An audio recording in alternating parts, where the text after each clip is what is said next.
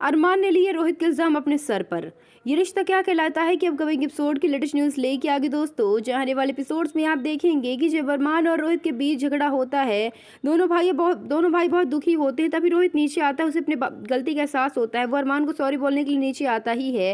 तभी एक एक करके सब उसे रोकने लगते हैं और पूछने लगते हैं क्या वजह जिसकी वजह से वो इतना परेशान है। रोहित का पैर जो सोफे पे टकराता है और वहां पे जब वो गिरता है तो उसके पॉकेट से सिगरेट गिरती है। ये देख के सब हैरान हो जाते हैं और दादी से आके पूछती हैं कि ये सब क्या है रोहित, तुम अब ये भी करने लगे, तुम्हें इतनी बुरी लत कब से लग गई? कोई बात है जो तुम बताना नहीं चाह रहे और ऐसी बुरी आदतें पकड़ रहे हो? क्या गया इस घर के बच्चों को? हमें तो कुछ समझ नहीं आ रहा। तभी अरमान वहां पे आता है और जब देखता है कि दादी सर रोहित के ऊपर चिल्ला रही है, उसे डांट रही है और पूछ रही है कि सिगरेट किसकी है, तो अरमान जो अपने भाई का इल्जाम अपने सर पे ले लेता है और कहता है कि दादी साहब, ये सिगरेट जो है वो रोहित की नहीं है, बल्कि ये सिगरेट मेरी है, मैंने इसे रखने के लिए दिया था। अमीरा सुन के हैरान हो जाती कि अरमान झूठ क्यों बोल रहा है, वो रोहित को बचाने के लिए ये क्यों कह रहा है कि सिगरेट उसकी है।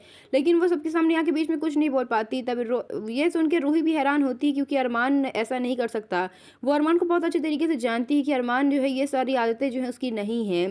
पूरी फैमिली हैरान रहती है कि आखिर दोनों बच्चों को हो क्या गया है। दादी सा कहती है हमारा परिवार बिखर रहा है, हमें ये दिन देखने को पड़ रहे हैं। रोहित जो है जब बहुत सबकी बातें सुन लेता है तो अब अरमान के हाथ से सिगरेट उठाता है, सबको बताने ही वाला रहता है कि ये सिगरेट भैया की नहीं बल्कि मेरी ही है। वो कहता है कि दादी साहब गलत समझ रही हैं। इतना कहते ही संजय उसे रोक देता है और कहता है कि अब बस करो रोहित, अब तुम रूम में जाओ। रोहित कहता है फूफा साहब पहले मेरी बात तो सुनिए, मैं ये सिगरेट जो है, जैसे वो इतना कहता है संजय उसे बताने से रोक देता है क्योंकि संजय जो है ये इल्जाम अरमान के ऊपर ही चाहता था।